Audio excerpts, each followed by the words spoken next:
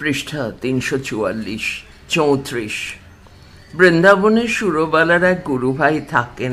গুরুদেব যাওয়ার সময়ই তাঁর ঠিকানা দিয়ে গিয়েছিলেন। বঙ্কুবিহারীর মন্দিরের কাছে মণিপাড়ায় তাঁর কুঞ্জ, সেইখানে গিয়েই উঠল ওরা। আধা সন্ন্যাসী লোকটি আত্মীয় স্বজন বিষয় সম্পত্তি সব ত্যাগ করে এসেছেন। রংপুরের কাছে কোথায় বাড়ি, বিয়ে থা করেননি, অকৃত দ্বার, তাই বলে ভেকও নেননি।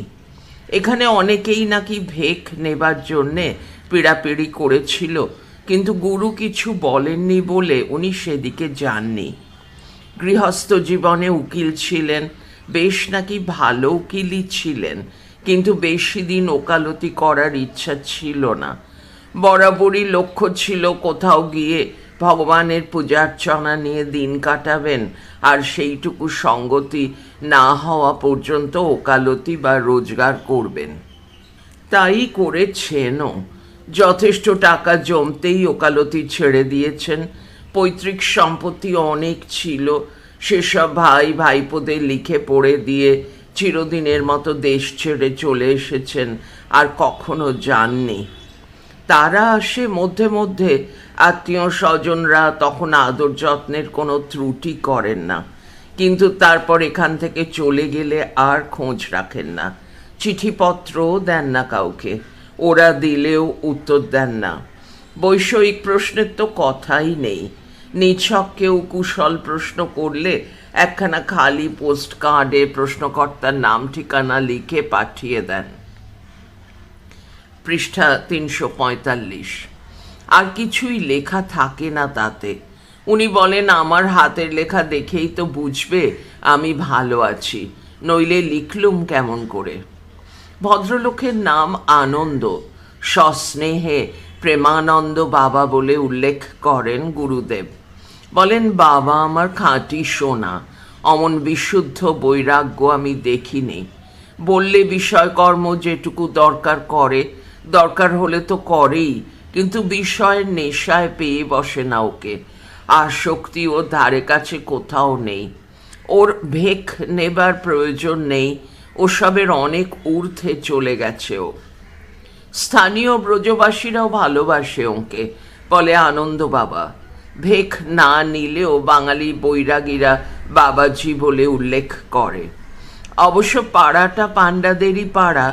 আনন্দ বাবা বলেন, ব্রজবাসীদের শুদ্ধা ভক্তি, এদের অনুষ্ঠানের আড়ম্বর নেই, এরা ঠাকুরকে সোজাসুজি ভালোবাসে। বাঙালিদের বড় আড়ম্বর আর জাঁক। নিন্দে করছি না, কার মধ্যে কি আছে তা কেই বা জানে। আমার কিন্তু ব্রজবাসীদের সঙ্গই ভালো লাগে। মদনমোহন যে কেন চোবেনির বাড়ি লুকিয়েছিলেন তা বুঝতে পারি।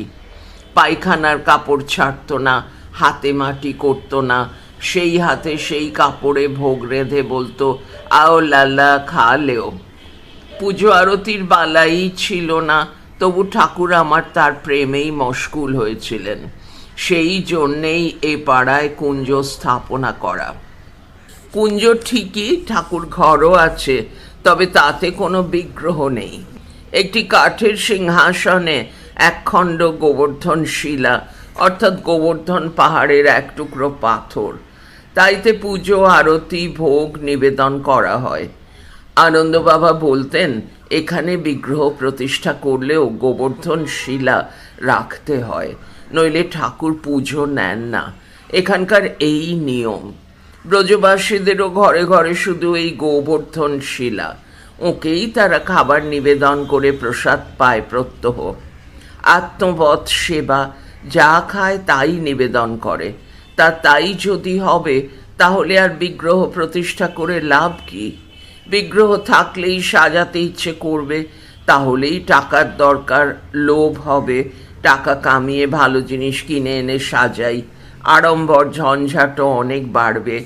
তাছাড়া বিগ্রহের যেসব দুর্দশা দেখি এখানে, আমি যতক্ষণ থাকবো ততক্ষণ হয়তো সেবার খুব একটা ত্রুটি ঘটবে না, কোনো মতে জল তুলসীটা দিতে পারবো অন্তত। তারপর যখন থাকবো না তখন সে বিগ্রহ কে দেখবে? এ তবু জানি আশেপাশে যেসব ব্রজবাসীরা আছে তারাই কেউ উঠিয়ে নিয়ে গিয়ে নিজেদের শিলার পাশে কি কোনো কুলুঙ্গিতে ফেলে রাখবে, দুপাতা তুলসীও পাবে নিয়মিত।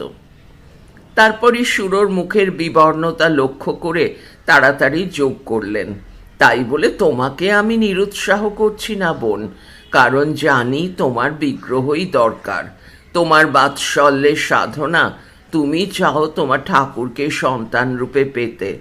তোমার কথা গুরুদেব আমাকে বলেছেন, কবে নাগাদ আসবে তাও বলেছিলেন, সংসার একবার শেষ কামড় না দিয়ে ছাড়বে না তো, 2-4 দিন আরও দেরি হবে তাই। তবে ও বেটির ওপর ব্রহ্মময়ীর কৃপা আছে, কাটিয়ে বেরিয়ে আসবে ঠিক।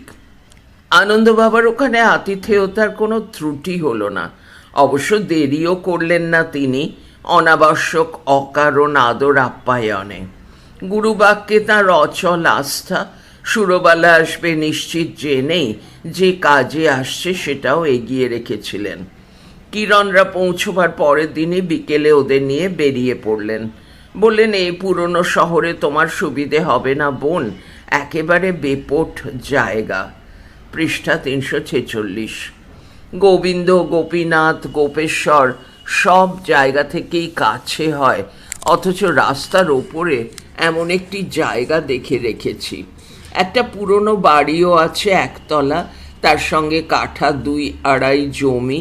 জমিটা একটু লম্বাটে ধরনের। তা হোক, ভেতর দিকে মন্দির করে রাস্তার ওপর বসবাসের মতো একটু আস্তানা করে নিতে পারবে।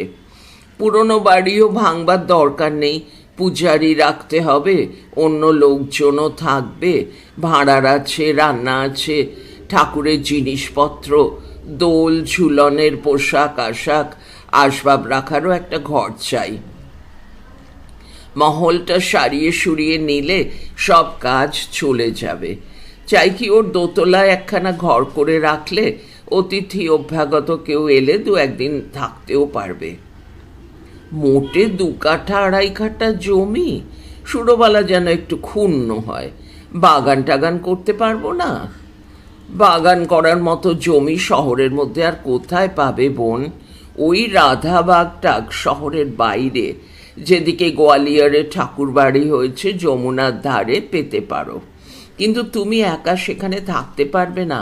ওখানে দিনের বেলায় বাঘ বেরোয়, তেমনই চোর ডাকাতের ভয়। তাছাড়া মন্দির করছো, বিগ্রহ প্রতিষ্ঠা করছো, সাজাবে গোজাবে, 2-4 জন দর্শন করতে আসবে, সে সাধ তো একটা আছে। ওখানে কে দর্শন করতে যাবে? পূজারি কেউ থাকতে রাজি হবে না হয়তো। একেবারে খাঁই জায়গা। একদিকে লালাবাবুর মন্দির, ওখান থেকে ঢিল ছুঁড়ে এখানে এসে পড়বে। ওইটাই যমুনা পুলিন গোপেশ্বর যাওয়ার সড়ক। সামনেই ব্রহ্মকুণ্ড, গোবিন্দ মন্দির, সাক্ষী গোপালের পুরনো মন্দির, বিল্লম মঙ্গল ঠাকুরের সমাধি, সব হাত বাড়ালেই পাওয়া যাবে বলতে গেলে। গোপীনাথের ঘেরা রেঠিয়া বাজার, এও এমন কিছু দূরে নয়। ঘরে বসে শেঠিদের মন্দির দেখবে। সোনার তাল গাছ শুনেছ তো? তাল গাছও বেশি নয়, আসলে অরুণ স্তম্ভ। দক্ষিণীদের মন্দির তো, ওখানে অরুণ স্তম্ভ একটা থাকবেই। যাই হোক, 3 বড় মন্দির, গোবিন্দ কৃষ্ণচন্দ্র আর শ্রীরঙ্গজি থেকে নহবত বাজবে, বসে বসে শুনবে। এরপর আর জমি দেখার কিছু ছিল না, তবু দেখলো ওরা। আনন্দ বাবা পাকা লোক, দাম দস্তুর ঠিক করে রেখেছেন। মোট 4,000 টাকা পড়বে, বাড়ি জমি সব শুদ্ধ। সুরো ঘুরে ঘুরে আশপাশ সব দেখলো। ঠিকই বলেছেন আনন্দ বাবা, মন্দির করার মতোই জায়গা। 2 বেলা 1000 যাত্রী এই পথে যাতায়াত করে মেলার সময়। এমনিও প্রত্যহ বহু যাত্রী যায় এই পথ দিয়ে। তাদের মধ্যে কেউ কি আর ঢুকে দেখবে না তার ঠাকুর? সুরবালা দাঁড়িয়ে থাকতে থাকতেই দেখল গোবিন্দ মন্দিরের দিক থেকে কত যাত্রী যাচ্ছে কৃষ্ণচন্দ্রের মন্দির আর গোপেশ্বর মহাদেব দর্শন করতে। জায়গাটা পছন্দ করার আরও একটা কারণ ঘটল। পুরনো বাড়িটার সামনে থেকে দাঁড়িয়ে দেখছে অতি জরাজীর্ণ মাটির গাঁথুনি বাড়ি হঠাৎ যেন তার সর্বাঙ্গে রোমাঞ্চ জাগলো আপনা আপনি। মনে হলো কার নিঃশ্বাস এসে লাগলো তার গালে। বাগান বাড়িতে থাকার সময় বিকেলে যখন একা বারান্দায় দাঁড়িয়ে রাজাবাবুকে ভাবত, তিনি পা টিপে টিপে এসে কখন পিছনে দাঁড়াতেন সে টেরও পেত না। একদিন একেবারে গালের কাছে তার মুখটা এলে এই রকম গরম নিঃশ্বাস গালে এসে লাগতো। চমকে চেয়ে দেখত তিনি ওর দিকে চেয়ে মৃদু মৃদু হাসছেন। ভাবতে ভাবতেই চোখে জল এসে গেল সুরোর। তার মধ্যেই শুনল আনন্দবাবা বলছেন, মন্দির করলে এই বাড়ির লাগোয়া ঠিক এইখানটায় করতে হয়। কি বলো ভাই কিরণ? হ্যাঁ, তাহলে ভেতর দিয়ে দরজা রাখলে এ বাড়ি পুরোটা কাজে লাগানো যাবে। পৃষ্ঠা 347। রান্না, ভাঁড়ার, ঠাকুরের আসবাব ঘর প্রত্যেকটা থেকেই ভেতর দিয়ে আসা চলবে মন্দিরে। রাস্তার দিকে মন্দির করলে এত দূর থেকে সব বওয়া বই সে বড় অসুবিধে। কিরণ বলল, কিন্তু রাস্তা থেকে মন্দির দেখা যাবে তো? নিশ্চয়ই, এই সোজা চলন থাকবে সদর পর্যন্ত, দোর খোলা থাকলে বিগ্রহ অবধি দেখা যাবে। সেসব প্ল্যান আমার করা হয়ে গেছে। কি বলো বোন, তুমি কি বলছো? আপনি বায়না করে ফেলুন দাদা, সম্ভব হলে আজই। আর মন্দির, হ্যাঁ, এইখানেই হবে। ঠাকুরের তাই ইচ্ছা দেখলুম। সেই ইচ্ছা কিভাবে প্রকাশ পেল অনধিকার বোধেই পুরুষ দুজন সে প্রশ্ন করলেন না। সুরবালার চোখে জল, দুজনের কারুরই নজর এড়ায়নি। যে যা নিজের মতো ব্যাখ্যা করে নিলেন সে অশ্রুর। একেবারে 201 টাকা বায়না দিয়ে দলিল তৈরি করতে বলে সুররা কলকাতায় ফিরে এলো। বাড়ি কে তৈরি করাবে সে প্রশ্ন উঠেছিল। দেখা গেল আনন্দবাবা সে ব্যবস্থাও করে রেখেছেন। ওর বাড়ি যে করিয়েছিল ঠিকাদার মিস্ত্রি একজন, সেই রাজি হয়েছে করতে বা করাতে। আনন্দবাবা অবশ্য পুরনো একখানা ঘরশুদ্ধ ওই জমি কিনেছিলেন, তবে সেটা ভেঙে সবই নতুন করে করিয়েছেন। আনন্দবাবা বললেন, লোকটা কাজের, কাজ বোঝে, বুঝে নিতেও পারে। হামেহাল দাঁড়িয়ে থেকে লোককে খাটায়, সেই সঙ্গে নিজেও খাটে, ফাঁকি দিতে পারে না কেউ। সেদিকে কোনো অসুবিধে হবে না। তবে হিসেবে একটু আধটুটা ও আমি ধরি না। কলকাতার কন্ট্রাক্টর দিয়ে করাতে গেলে তারা এক দফা বলে নেয় আর এক দফা না বলে নেয়। তার চেয়ে ঢের কম লোকসান হবে একে দিলে। সেই ব্যবস্থায় পাকা করতে বলে দিল সুরো। তারা তর সইছে না যেন। কবে মন্দির শেষ হবে, কবে ঠাকুর বসবেন, সে যেন বহু দিনের ব্যাপার। ওই মিস্ত্রিকে কিছু বেশি দেবো বললে তাড়াতাড়ি করে না? হ্যাঁ দাদা, বারবার প্রশ্ন করে সে। আনন্দবাবাও বারবারই বোঝান, এখন থেকেই বেশি দেবো বললে থই পাবে না বোন। মনে মনে যখন সব কিছু ভগবানকে উৎসর্গ করেছ, তখন সব টাকাই এখন তাঁর। নষ্ট করবার অধিকার তোমারও নেই। বিগ্রহ কোথায় হবে প্রশ্ন করলেন আনন্দবাবা। জয়পুরী বিগ্রহ এখানে পাওয়া যেতে পারে, কিন্তু সে হয়তো সুরবালাদের মনে লাগবে না, মন খুঁতখুত করবে। তার চেয়ে আগে কলকাতাতেই দেখুক, নয়তো কাশী। ওর আরও একজন গুরুভাই বিগ্রহ প্রতিষ্ঠা করেছেন, সুন্দর মূর্তি, দেখলেই মনে হয় বুকে করে নিয়ে আসি। তিনি যেখান থেকে করিয়েছেন সেখানকার ঠিকানাও দিয়ে দিলেন। কোষ্ঠী পাথরের শ্রীকৃষ্ণ হবেন, অষ্টধাতুর রাধা, শ্বেত পাথরেরও হতে পারে রাধা। তা সে যেমন সঙ্গতি ও অভিরুচি। বাঁশি, মুকুট, বালা, রাধিকার একটা নথ সোনার, বাঁশির একটা ঠেকো চাই। ইচ্ছে করলে সোনারও করা যেতে পারে, নয়তো রূপোর। বড়ই চোরের দেশ। আকবর বাদশাহ বৃন্দাবনের নাম দিয়েছিলেন ফকিরাবাদ, নিঃস্ব ভিক্ষুকের দেশ। কাজেই চোরও বেশি, গৃহস্থ চোখের সামনে নাকি ঘুরে বেড়ায়, সুতরাং বেশি সোনা না রাখাই ভালো। বাঁশির ঠেকোটা কি? কিরণ প্রশ্ন করে। পৃষ্ঠা 348। হাসেন আনন্দবাবা। প্রভুর আমার নবনীত কোমল দেহ অতক্ষণ অত বড় বাঁশি ধরে থাকলে হাত ব্যথা করতে পারে। ভক্তদের অন্তত তাই মনে হয়, সেই জন্যে ওই ঠেকোর ব্যবস্থা। অবশ্য সব জায়গায় নেই, তবে করিয়ে রাখা ভালো, এরপর মন খারাপ লাগবে। টাকা এখনো অনেক চাই, বাড়ির দলিল লেখানো, রেজিস্ট্রি খরচা, অন্য সব খরচ নিয়ে 4,500 ধাক্কা।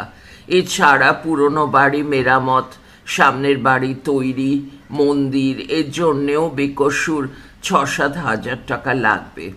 তার উপর বিগ্রহ প্রতিষ্ঠার খরচ আছে, যাগ যজ্ঞ ব্রাহ্মণ ভোজন, সেও কম নয়। তার মানে এখনই 10,000 হাতে করে আসতে হবে, আরও 4-5 হাজারের সংস্থান রাখা চাই। আনন্দবাবা বলে দিলেন টাকাটা নগদ না এনে হুন্ডি করিয়ে আনতে। কার নামে হুন্ডি হবে তাও বলে দিলেন। হুন্ডি করা থাকলে আর পথে খোয়া যাবার কি এখানে ডাকাতি হবার ভয় থাকে না। ট্রেনে ফিরতে ফিরতে কিরণকে প্রশ্ন করে সুরো, টাকাটা কিভাবে তুলবো বলো তো?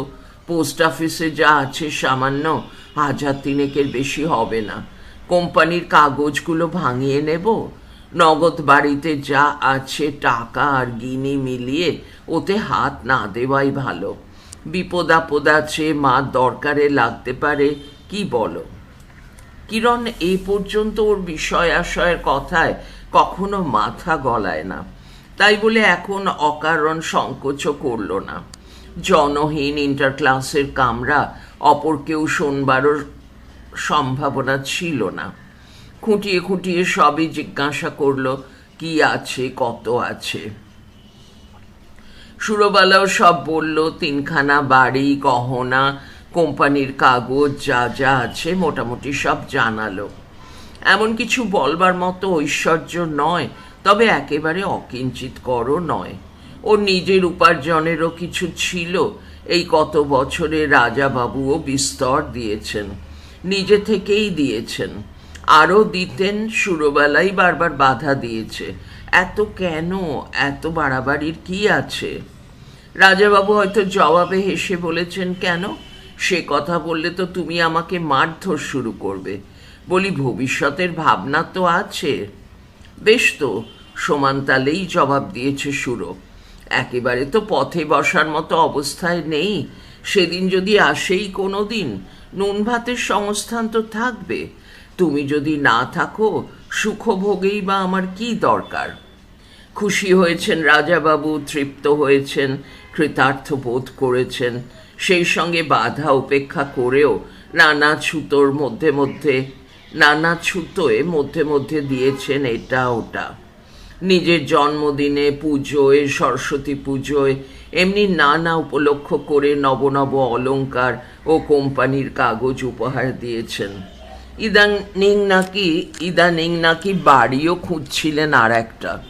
ওরা আগে যে বস্তিতে ছিল মতির বাড়ির পিছনে, সেটারও দরদস্তুর করেছিলেন। ওকে বলেননি, নিস্তারিণীর কাছে বলছেন, শুনতে পেয়েছে সুরো। পাবনা থেকে ফিরে এসে যা হয় স্থির করে ফেলবেন। বস্তিটা যদি পান তো ওইটাই কিনে ওদের সেই ঘরটা বাঁচিয়ে রেখে বাকি জমিতে বিরাট অট্টালিকা তুলবেন। রাঙাবাবুদের বাড়ির মতো, মানে মতির বাড়ির জুড়ি। কোনো বড় লোক ভাড়া দিলে চাই কি মাসে 400-500 টাকা ভাড়া উঠতে পারে।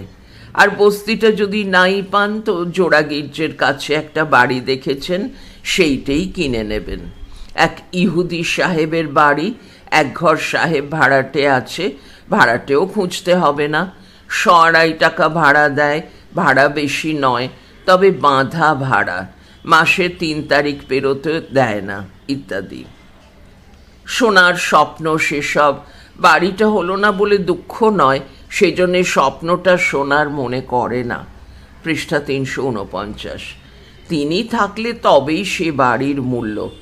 তা নয়, এই চিন্তা ও কল্পনার মধ্যে যে সীমাহীন স্নেহ ও সতত জাগ্রত চিন্তা আছে, সেইটেই সোনা ওর কাছে। ক্ষোভের কারণ সেই মানুষটার অভাব।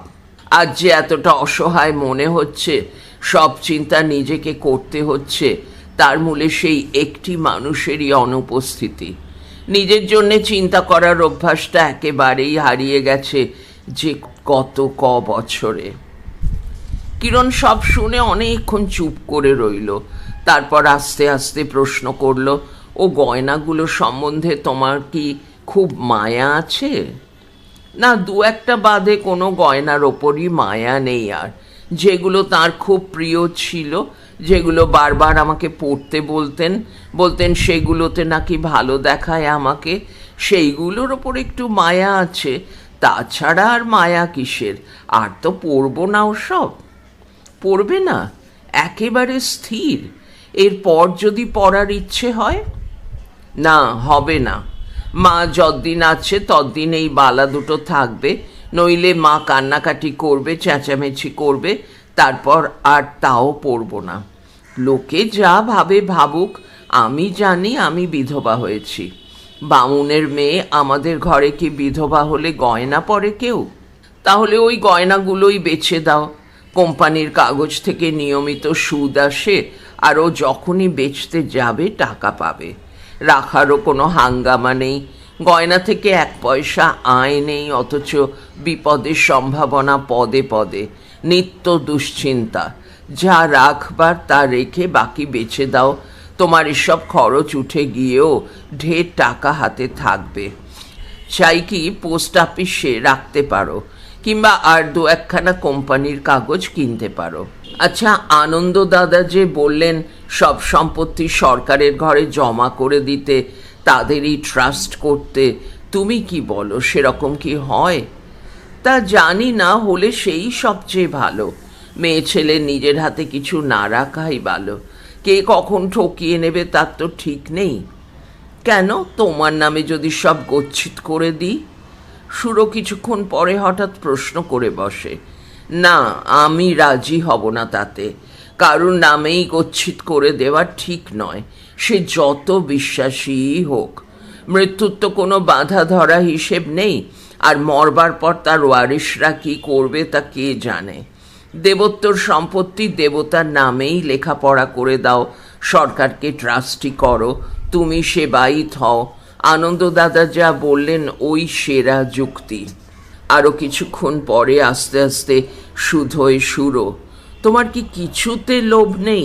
মেয়ে মানুষ আর টাকা, এ দুটোই তো বেশিরভাগ পুরুষের লোভ। যেন চমকে ওঠে কিরণ। কি বললে, লোভ নেই? লোভ আছে বলেই তো।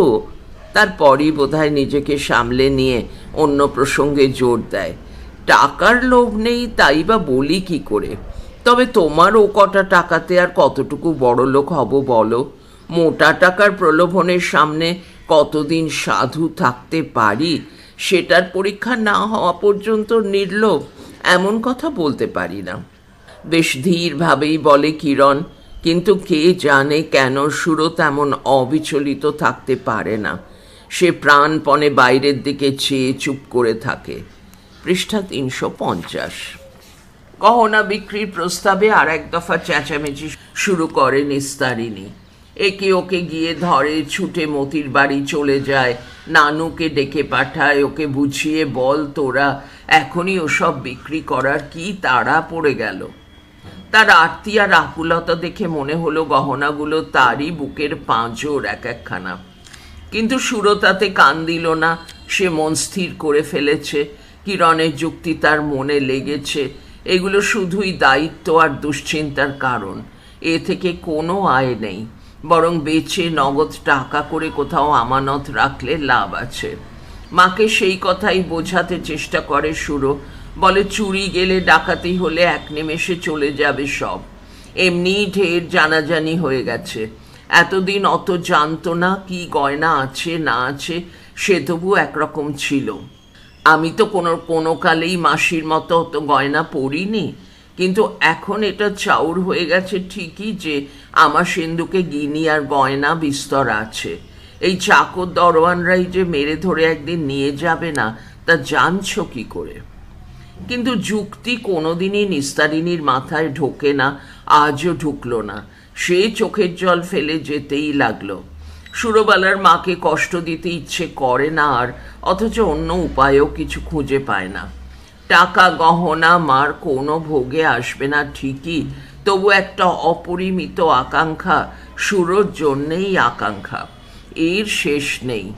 খোকা ওর ভাই গণেশ ওকে একটা গল্প বলেছিল অনেক দিন আগে, সেটাও মাকে শোনালো।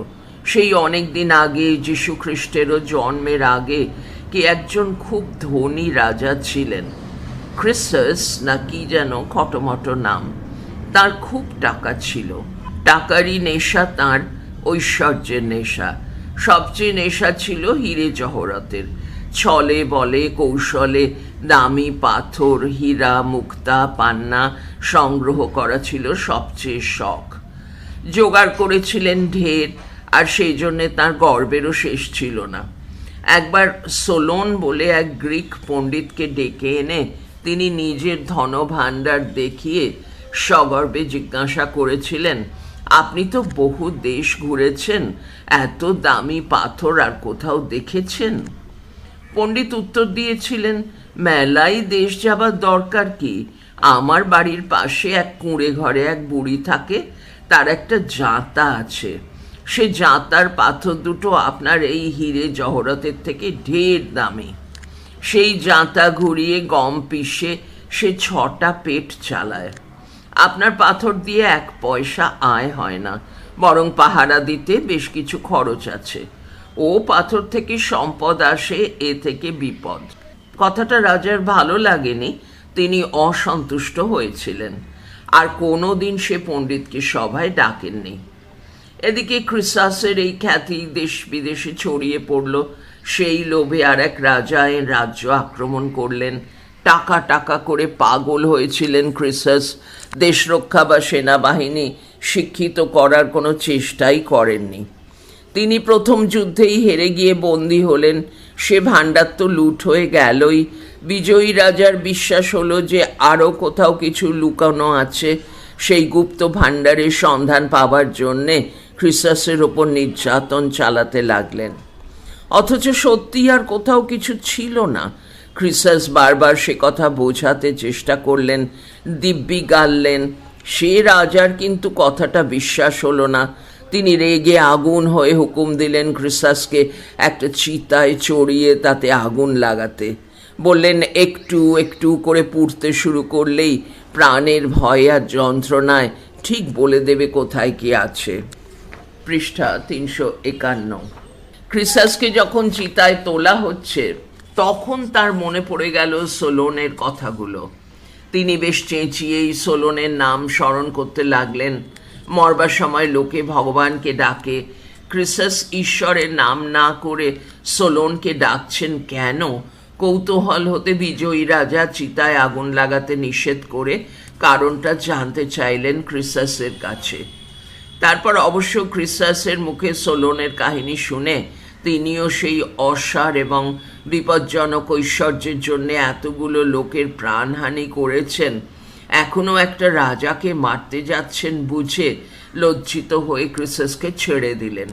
কাহিনী শেষ করে সুরবালা আবারও বোঝাতে চেষ্টা করল, গহনা লোহার সিন্ধুকে পড়ে থাকলে 1 পয়সা আয় দেয় না, উপরন্তু দুশ্চিন্তা ও বিপদের কারণ হয়। কিন্তু এসব কোনো কথাই নিস্তারিণীর মাথায় ঢুকল না। যেন মহা সর্বনাশ হয়ে যাচ্ছে একটা, এবং তার প্রতি এটা কন্যার একটা আক্রোশ। মুখের এই ভাব করে বসে চোখ মুছতে লাগলো। সোনার গহনা বিক্রির খুব অসুবিধা হলো না। মতির শ্যাকরা, রাজাবাবুর শ্যাকরা দুজনকেই জানা ছিল। তারা এসে কাঁটায় ফেলে ওজন করে নিয়ে গেল সব। এত সোনার নিক্তিতে ওজন করতে দিন পুইয়ে যাবে, তাই কাঁটা এনে টাঙ্গালো ওরা। সবই ধরে দিল বলতে গেলে, রাখলো শুধু বালা, 1 ছড়া হার, আর সেই শশী বৌদির দান সরু হাট ছড়া, মায়ের পছন্দের কয়েক কাছা চুড়ি, আর মতির দেওয়া প্রথম বয়সে 2-1খানা গহনা। নিতান্তই ফঙ্গবেনে গহনা সেসব, কিছুই এমন দাম পাবে না, অথচ ওর অন্য মূল্য আছে সুরোর কাছে। টাকার হিসেবে এই জিনিসের দাম করা যায় না। টাকা কমই পেল অবশ্য। শ্যাকরাদের বিচিত্র হিসেব, রসান ওঠেনি যেসব করকরে নতুন গহনা, তারাই করে দিয়েছে। কার কোনটা একবারের বেশি গায়েই ওঠেনি। 2-1খানা বোধহয় আদৌ পড়াই হয়নি। সেসব ফর্দ এখনও আছে। তবু পান, মরা, গালাই, পোদ্দারি প্রভৃতি বিবিধ বিচিত্র খাতে বাদ দিয়ে ভরি করা মাত্র 14 টাকা দাম দিয়ে গেল ওরা। এমনকি গিনি হারও ধারে ধারে জোড়ার অজুহাতে সব সোনাটার ওপর গালাই আর পানমরা ধরে নিল। অথচ উপায় বা কি? কিরণ বলল, ওরা নেবেই, এই ওদের ব্যবসা। পোদ্দারের দোকানে গেলে আরো বেশি নিত। কিন্তু ওরাই তো করেছে, এই তো সেদিনকার কথা সব। এখনো তো রসান ওঠেনি, আর ওরা কি সত্যি এসব গালাবে ভাবছ? সুর করুণ কণ্ঠে প্রশ্ন করে। কিরণের এ ধরনের ব্যাপারে স্থৈর্য ঢের বেশি। সে বলে, সে যদি ওরা কাউকে ধরে বেচতে পারে তাহলে আলাদা কথা, তবে তারও মেহনতানা আছে বই কি। তাছাড়া অত ভাবতে গেলে চলবে কেন? ওদের একটা নিয়ম করে নিয়েছে, সকলেই নেবে মুনাফা। এখন ওদের হক্কের পাওনায় দাঁড়িয়ে গেছে। সোনার গহনা তবু এরকম, ঝড়োয়াগুলো নিয়েই বিপদ বাঁধল। কোনটা কার কাছের থেকে কেনা সুরো জানেও না। নামকরা জহুরি লাভচাঁদ মতিচাঁদের দোকানে গেল কিরণ। তারা অবিশ্বাস্য রকমের কম দাম দিতে চাইলেন। হয়তো সেই দামেই বেচতে হতো শেষ পর্যন্ত, কিন্তু ভগবানই বোধ করি একটা সুরাহা করে দিলেন। শ্যাম বড়াল, বিখ্যাত অ্যাটর্নি, রাজাবাবুর সম্পর্কে বেআই হন। একদিন দেখা করতে এলেন। প্রথমেই বেয়ান বলে সম্বোধন করলেন, জেঁকে বসলেন, পান্তামাক চেয়েই নিলেন একরকম। রাজাবাবুর মৃত্যুর সময় তিনি এখানে ছিলেন না। পৃষ্ঠা 352। বোম্বেতে গিয়েছিলেন, নইলে এতখানি অবিচার অপমান কিছুতেই হতে দিতেন না। বারবার সেইটে জানিয়ে দিলেন। আর কেউ না জানুক, আমি তো জানি তিনি আপনাকে তাঁর স্ত্রী বলেই মনে করতেন। আপনাকে ওরা ছি। বিশাল দেহ ভদ্রলোকের বিরাট গোঁফ, পয়সাওয়ালা লোক, নামকরা অ্যাটর্নিও। এর কিছু প্রশংসাও শুনেছে রাজাবাবুর মুখে। মক্কেলদের কাছ থেকে 2 পয়সা নেন বটে, তবে দয়ে মজার না। যে মক্কেল পয়সা দেয় ঠিক তার জন্য 16 আনা খাটেন, কখনো কখনো 18 আনাও খেটে দেন। আর নিজের ক্ষতি না করে যদি পরোপকার করা সম্ভব হয় তো করেন যথাসাধ্য। তবে একটি দোষের কথাও বলে গিয়েছেন রাজাবাবু, সবসময় নাকি অন্তত 3টি রক্ষিতা না হলে চলে না এর। প্রথমটায় তাই একটু সন্দেহের চোখেই দেখেছিল সুরবালা, মতলবটা আঁচ করবার চেষ্টা করেছিল, কিন্তু কথাবার্তায় কোথাও সেরকম কোনো জাল ফেলার চিহ্ন না দেখে একটু একটু করে নরম হলো। আপনার কোনো দরকার পড়লে অবশ্যই জানাবেন, কোনো সংকোচ করবেন না। এই আশ্বাসের পর নিজের প্রয়োজনের কথাটা খুলেও বলল। তা শ্যাম বড়াল করলেনও ঢের, এতটা অপর কেউ পারত না। জামাপুকুরের কুমার কন্দর্প মিত্র জহরতের বড় সমঝদার।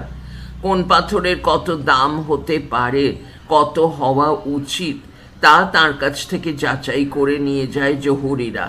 তার জন্য রীতিমতো ফি দেয়। বেলা 12টা পর্যন্ত ঘুমিয়ে উঠে সারা রাত জেগে কাটে, বলতে গেলে রাত 1টা নাগাদ বাইরে থেকে ফিরে, বাইরে উদ্ধৃতির মধ্যে। আহ্নিক পুজো স্নানাহার করতে করতে রাত 4টে বেজে যায় শুতে। স্নান পূজা জলযোগ সেরে 3টে নাগাদ আফিসে বসেন। সেই সময় জহুরিরা ভিড় করে আসেন।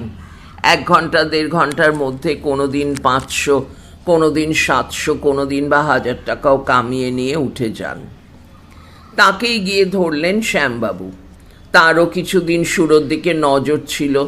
সেই কারণেই হোক অথবা শ্যামবাবুর পীড়াপিড়িতেই হোক, তিনি জড়োয়া গহনার পাথর খুলিয়ে পাথরের দামে বেচিয়ে দিলেন। সোনা, জড়োয়া গহনার সবই মরা সোনা, সোনার দামে। তাতে সব জায়গায় এমন কিছু ইতর বিশেষ হলো না, কারণ শ্যামবাবু বুঝিয়ে দিলেন জহুরিরা খুচরো খদ্দেরের কাছে কুচো পাথরের ন্যূনপক্ষে 4 গুণ দাম ধরে, আর তেমনই সেটিংয়ের খরচাও। পাথরের দামের সমান দর ধরে নেয় তারও, সেখানেও 4 গুণ লাভ থাকে। তবে হিরেগুলোর বেলায় অনেকখানি লাভ হলো, আর অন্য বড় পাথর যা 2-1খানা ছিল তাতেও। বেচল না শুধু 3-4টে জিনিস। একটা হীরের নেকলেস, তার লকেটের ভেতর কুচো হিরে দিয়ে রাজাবাবুর নাম লেখা ছিল, রাধিকা, আর একটা চুনির আংটি, তাতে স্প্রিং টিপলে ভেতরে কৌটোর মতো জায়গা হয়, তাতে রাজাবাবুর কয়েকগাছি মাথার চুল ছিল। প্রথম যেদিন বাগান বাড়িতে গিয়েছিল সেদিন যে আংটিটা পরিয়ে দিয়েছিলেন রাজাবাবু সেইটে। এছাড়া একটা জড়োয়া টায়রা আর একটা মুক্তোর কণ্ঠি, এ দুটো নাকি রাজাবাবুর বড় প্রিয় ছিল। সুরবালা কিরণকে বলল, তাই বলে আমিও রাখবো না অবশ্যই, একটা রইল তোমার মেয়ের জন্যে, আর একটা দেব তোমার বৌমাকে। তার প্রিয় জিনিস গালাতে কি খুলতে দিতে কষ্ট হয়, তার চেয়ে জানাশুনো কোনো স্নেহের পাত্র কেউ পড়লেও শান্তি। পৃষ্ঠা 353। তারপর একটু থেমে বলল, ওই যে দুটো জিনিস রাখলুম, তাও মনের ভুল বই কিছু তো নয়, পরবও না কোনো দিন।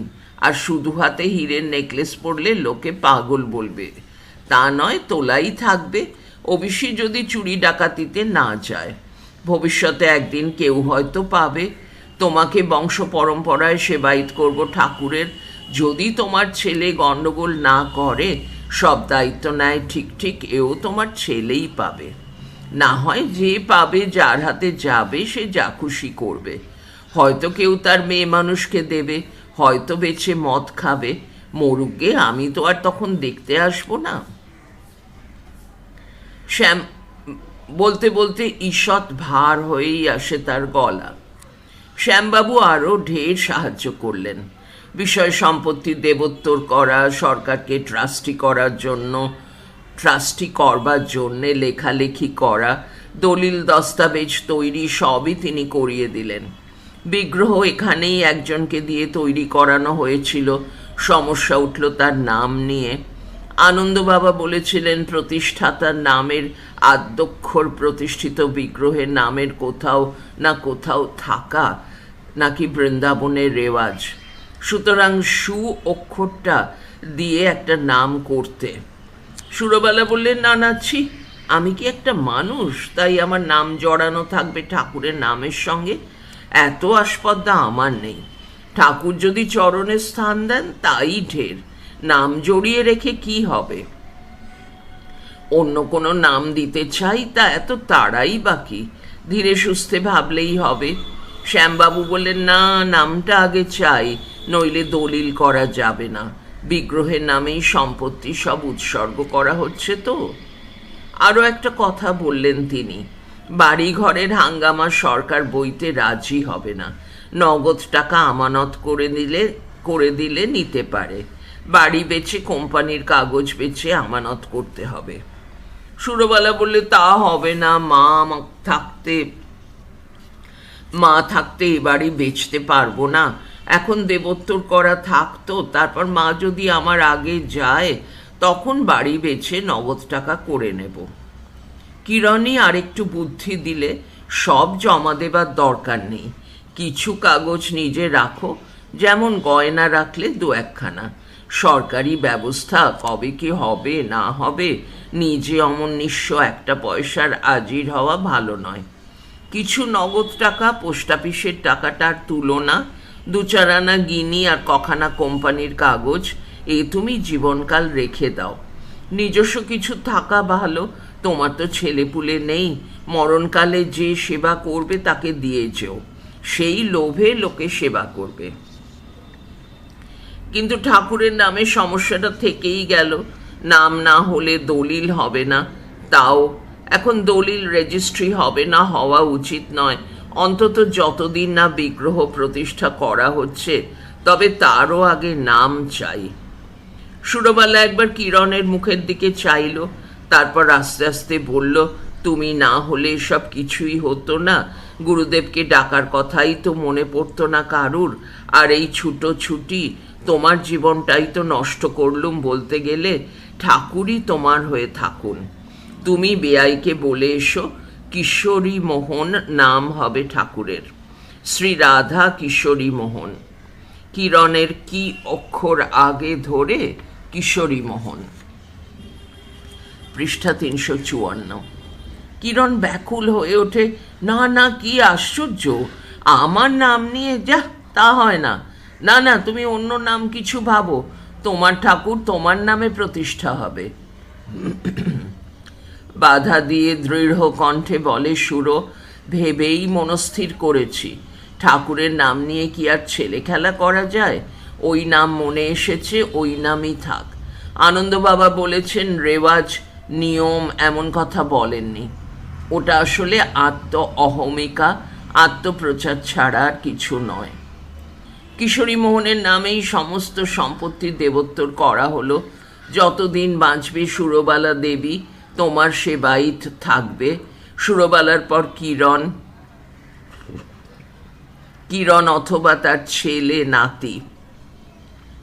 তবে যদি ইচ্ছা করে কিরণ বা সুরবালা উইল করে কিরণের বংশধরদের সেবায়িতের পদ থেকে বঞ্চিত করতে পারবে, অপর কাউকে সেই জায়গায় নিযুক্ত করতে পারবে। দলিলের খসড়া দেখে সই করে দিল সুরবালা।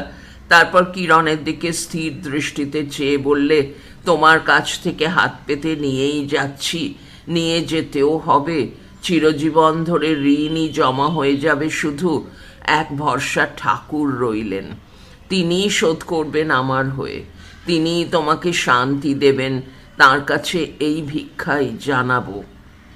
পড়া চলছে পরের ফাইলে, পৃষ্ঠা 354।